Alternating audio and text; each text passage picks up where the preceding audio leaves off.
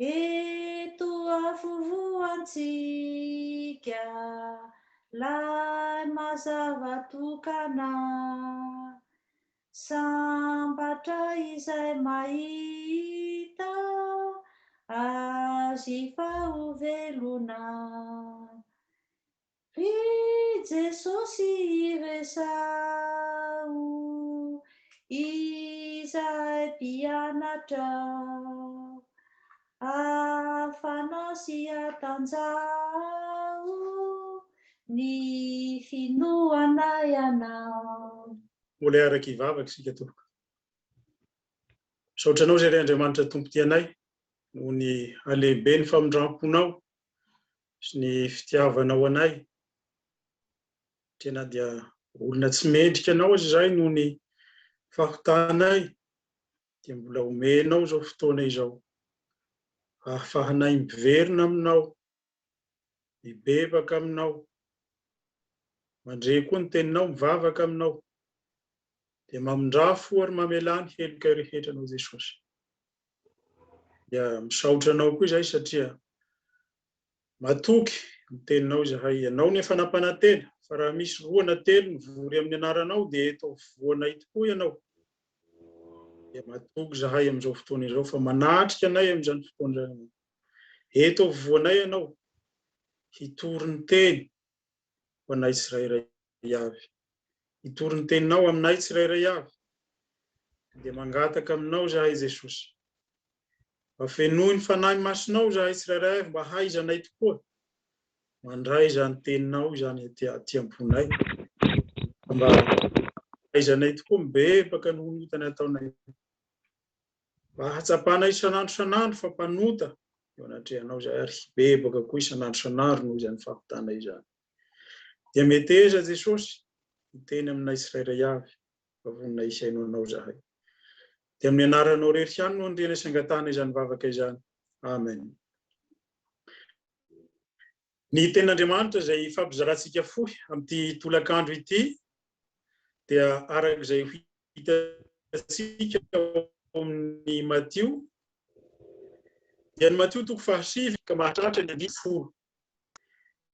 Matio toko 7 vakiantsika manomboka amin'ny 7 ka mahatratra ny 7:10. Izay mivaky toy izao amin'ny anaran'i Jesosy. Ary noho ny ala teo Jesosy dia nahita lehilahy atao hoe Matio nipetraka teo ampamoriaketra.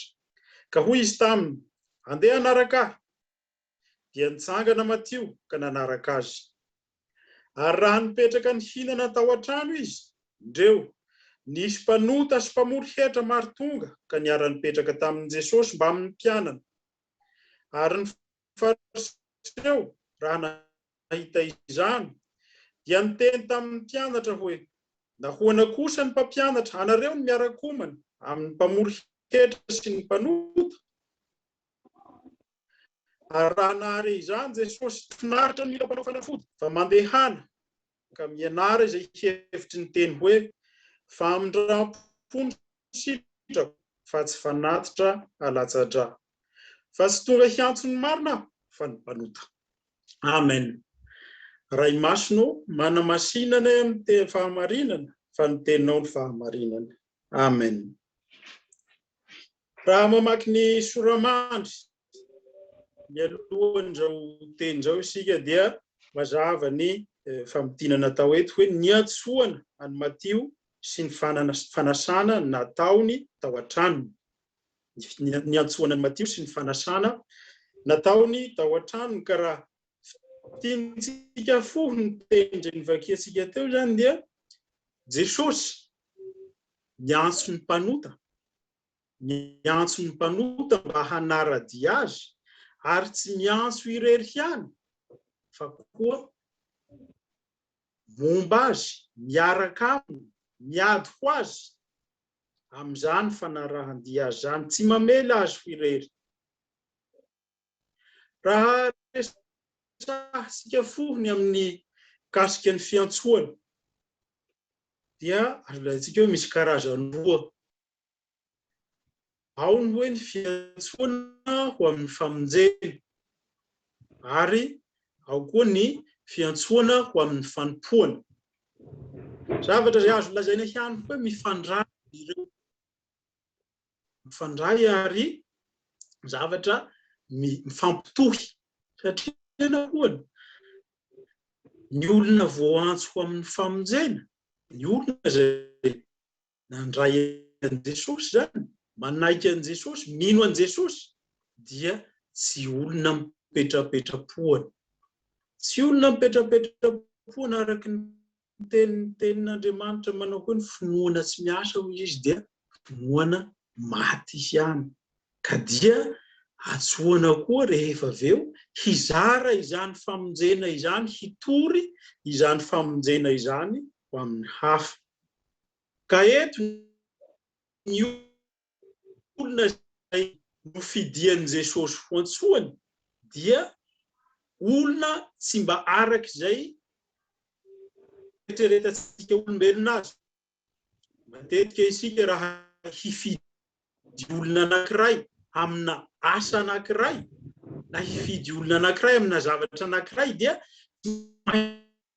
mijery aloha ho an'ilay olona ve ilay asa mifandraika amin'izay asa hiantsoako azy zay ve ny fahaizany ny toetrany ho afaka hanao izany asa izany va izy fomba fiantson'olombelona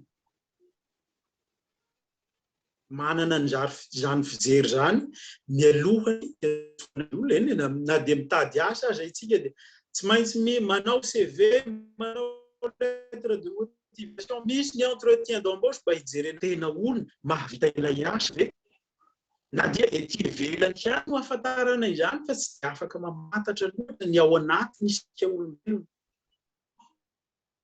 fa izay rehetra ety ivelany no entina hitsarana izany kanefa eto Jesosy raha miantso ny Matio izy dia ny hafa ihany ho amin'ireto fariseo ireto dia raha tenenina foana Matio dia mpamory hetra izy zany mpamory hetra zany teo imason'ny Jiosy tamin'izany fotoana olona mpanota olona maloto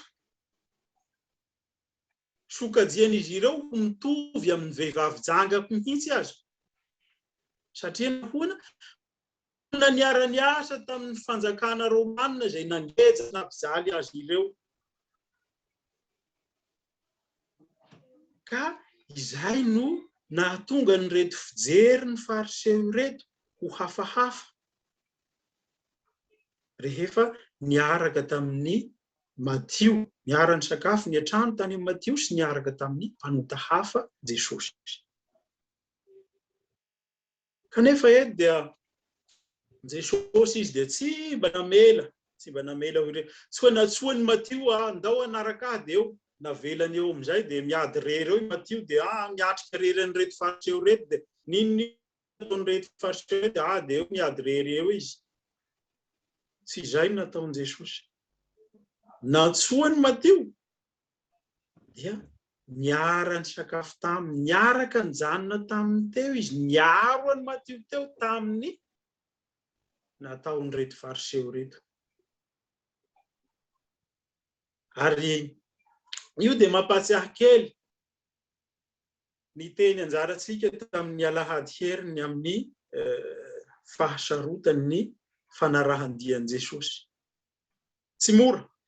tsy mora ny manara-dian'i Jesosy hitantsika zany tamin'ny teny anjarantsika tamin'ny alahady heriny na Jesosy izy dia namaly ny olona zay te hanaraka anao ny amboa haolo aza manana ny lavaka idirana nefa ndra dia nanontany hasiany loko tsy misy voromanidina manana an'izay hataony hitoerana eny anabakabaka eny afaka mamboatra trano hitoerana fa zanak'olona izy tsy mba manana ninona homena izay manaraka azy tsy manana zavatra materiel homena izay manaraka azy lazana fa tsy mora ny manaraka an Jesosy ary izany no hanomezany toky atsika koa fa momba atsika mandrakariva izy ka eo manoloana an'izany fiantsoana izany manana fahavalo maro isika manan-kivy atsika miantso maro izay ataon Jesosy amintsika. Eto anie dia tena azo lazaina fa rariny ihany amakombelona ny fihetsiky reto fariseo. Azo lazaina fa rariny ny fihetsiky reto fariseo hoe nahoana ny mpampianatra anareo no miara-misakafo amin'ny mpamory hevitra sy ny sisa. Zay olona izay lazainy fa tsy madio, satria tamin'izany fotoana dia tena tsy mifangaroharo tamin'ireo olona ireo ny fariseo. Kanefa dia niaro azy ireo Jesosy. Niaro azy ireo Jesosy ary namaly azy ireo famindram-po ny sitrako fa tsy fanatitra latsa-dà. Famindram-po izy ny sitrako ary tsy tonga hiantso ny marina aho fa ny mpanota hibebaka. Ary io dia mamperitreritra ahy ihany amin'io raha namaky ity texte ity, amin'ity fiantsoan'i Jesosy ity, ny amin'ny antsoany any Matio izany. Raha mijery sika ny amin'ny fiangonana, na amin'ny fiangonana sy izay misy atsika aza dia ahitana izany, amin'ny fiangonana Luterana. Iza moa amintsika ny mba mikritika indraindray hoe hay ranona iny ve dia iny lasa ohatran'izao. Na indraindray aza isika dia tena mihevitra mihitsy hoe iranona ve no mitory teny ao dia tsy hainy iny ve no mba hitory teny aminy.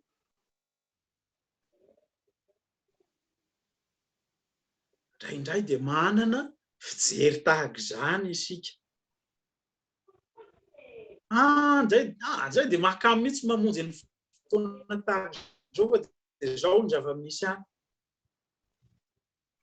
Kanefa lasa hadiny ilay olona nirahan'Andriamanitra sy ny hafatra ampitondrain'Andriamanitra na tsisy misy olona tanteraka isika eto ambony tany. Raha izany hanao dia iray aza, satria na ny tenin'Andriamanitra dia milaza fa tsy misy marina na dia iray aza. Tsy misy marina na dia iray aza, mpanota avokoa, mpandova ota. Kanefa dia amindran'Andriamanitra fo, antsoany hiara-hiasa aminy, antsoany hanao ny asany. Ka dia tokony hitarina isika amin'izany, aoka tsy hijery olona, aoka tsy hijery olona fa hiezaka kosa hamantatra, hiezaka kosa handray ny hafatr'Andriamanitra izay ampitondray amin'ny alalan'ireny mpanompony ireny.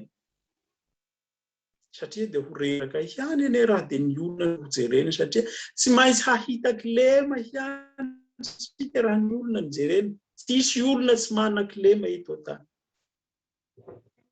Tsy misy olo-marina eto, ka ho reraka ihany raha dia variana hijery olona, fa tsy kosa ny hafatra izay ampitondrain'Andriamanitra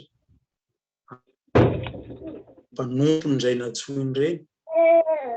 Dia manana anjara koa isika ny amin'ny reny hitondram-bavaka azy.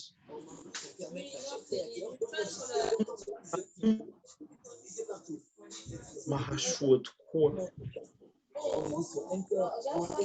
Tonga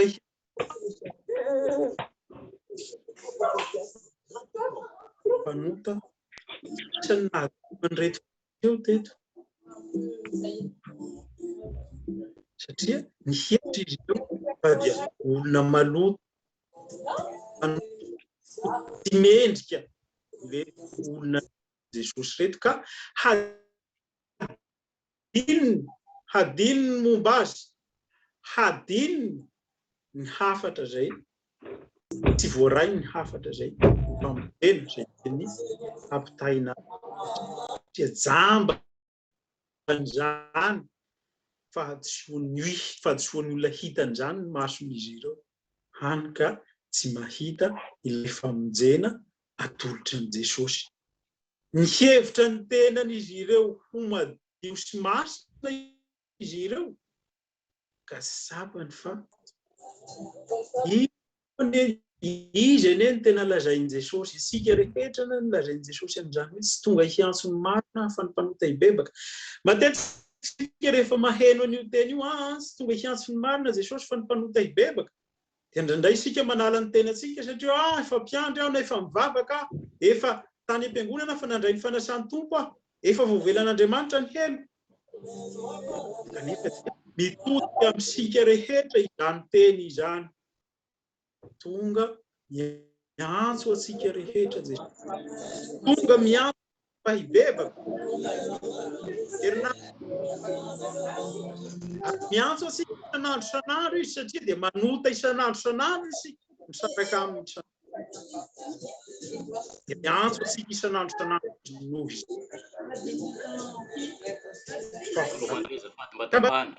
Tahak'ireto fariseo isika rehetra ho variana hijery ny hafa ka nadiny momba ny tenantsika. Ahoana hoy izy ny tenan'Andriamanitra? Jereo aloha, miandry eo alohan'ny masontsika. Isika vao hijery ny sombokara ao amin'ny mason'ny rahalahy. Tsy ho variana hijery ny ataon'ny hafa. Avana mety ratsy ataontsika kely zavatra kely ataon'ny hafa mety. Dia mba fijery feno ny fanahy masina isika.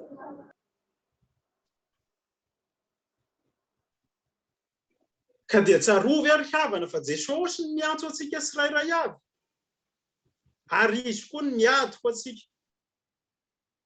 Izy miady ho atsika ka izany no borifoiny eto raha milaza amin'ny fariseo izy fa tsy tonga hiantso ny marina izy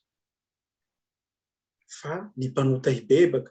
Tsy ny finaritra ny mila mpanao fanafody fa ny marary. Ka rehefa tsy mahatsapa izany aretintsika izany sika, izany fahotantsika izany, dia tsy ho afaka ny hanasitrana atsika izy.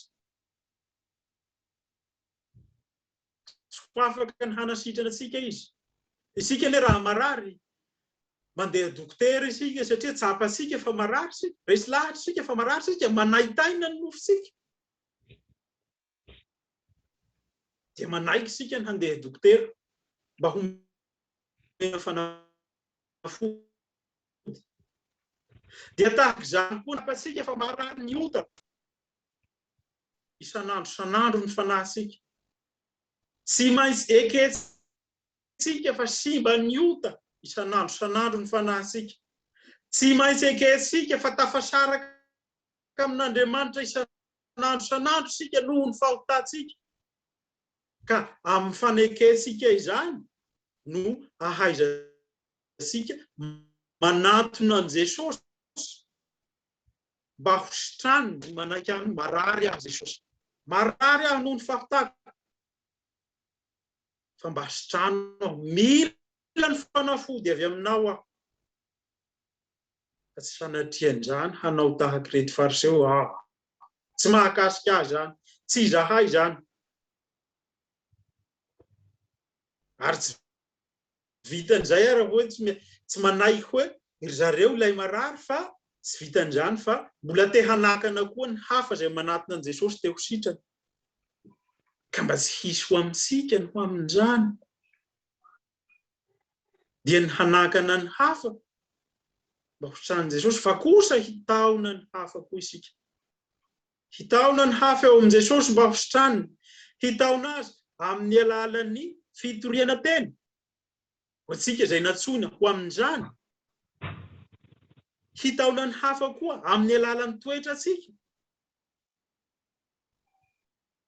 Hitaona ny hafa amin'ny alalan'ny fiainatsika rehetra.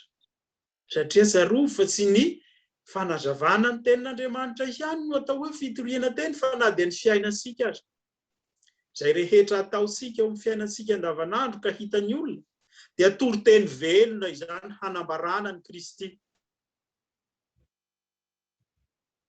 Ka mba hanontany aho isan'andro rehefa misy zavatra atao. Manondro an'i Kristy va izao zavatra ataoko izao? Manentana ny olona hanampy an Jesosy fa za zavatra ataoko zao. Sa kosa hiten'ny olona zao ve no atao hoe kristianina, zao ve no atao mpanaraka an Jesosy? Tsy ilaina raha izao no izy. Engany mba tsy ho amin'izany isika. Fa famindram-po no sitrako Jesosy fa tsy fanatitra halatsa-drà. Famindram-po no sitrako fa tsy fanatitra halatsa-drà. Jesosy no mamindra fo amintsika. Tsy nohony amin'ny asa zay everitsika ho asa ataotsika. Sy ny sisa no hamonjenantsika. Satria ny tenin'Andriamanitra dia milaza fa nivonjen'Andriamanitra tamin'ny alalan'ny fahasoavana amin'ny finoana isika fa tsy ny asa. Sy finoana izay no hamonjenantsika. Fahasoavana satria novonjen'Andriamanitra maimaipoana isika. Tsy mendrika izany famonjen'Andriamanitra izany isika. Kanefa dia tolorany izany famonjena izany. Tolorany rano dioviny tamin'ny alalan'ny rano navelany fahavitantsika. Izay ilay fahasoavana izay. Fahasoavana no namonjenantsika. Fa tsy amin'ny alalan'ny asa. Satria reto fariseo reto dia mihevitra izy fa ny zavatra ataony, ny asa ataony no hanamarinana azy, no hamonjena azy. Manaja ny andro sabata sy ny sisa sy ny sisa. Kanefa dia tsy izany no hahavonjy atsika ho ny tenin'Andriamanitra, fa fahasoavana sy finoana irery ihany. Ireo no mahavonjy atsika. Dia mety laza koa isika izany raha izany ary tsy ilaina ny asa izany. Satria dia eo Jesosy mamonjy atsika. Tsy miantso atsika koa Jesosy hiasa, hitory izany famonjena nentiny ho atsika izany. Miantso atsika koa izy mba hiasa. Miantso atsika izy mba hiasa. Ka diso ny fiteheverana koa, tsy ilaina ary ny asa. Eny fa na ny tenin'Andriamanitra dia nilaza teo ny finoana tsy arahan'asa izy dia finoana maty ihany. Vokatry ny finoana zany dia asa fitoriana ny famonjena izay nataon'Andriamanitra amintsika. Fa tsy asa tahaka ny reto fariseo, asa izay manondro ny tenany. Fa tsy asa manondro ny famonjena izay nataon'i Jesosy. Ka engany isika izay efa natsoin'Andriamanitra mba ho zanany, mba ho mpanompo, mba ho feno ny fanahy masina isan'andro tokoa, mba ho feno ny finoana azy isan'andro fiaina anatin'izany finoana izany, hamaly ny antso ary hiasa ho anazy tokoa mba ho famonjena koa ho an'ny hafa. Dia voninahitra anie ho an'Andriamanitra raha izanaka ary fanahy masina izay azy efa hatramin'ny taloha indrindra ary azy mbola haritra ho mandrakizay. Vavaka isika.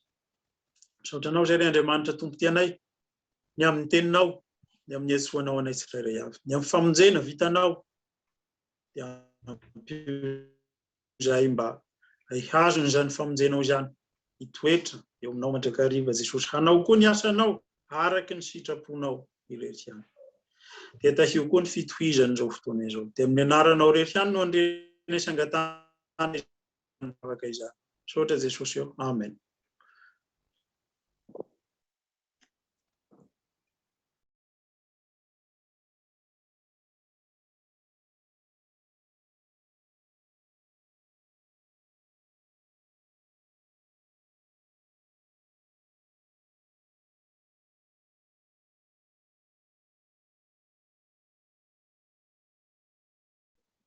Eny tompoko dia misaotra ny tonton Jacques mitondra ny teny fampaherezana ao antsika amin'ity arivo ity mikasika ny fiantsoana.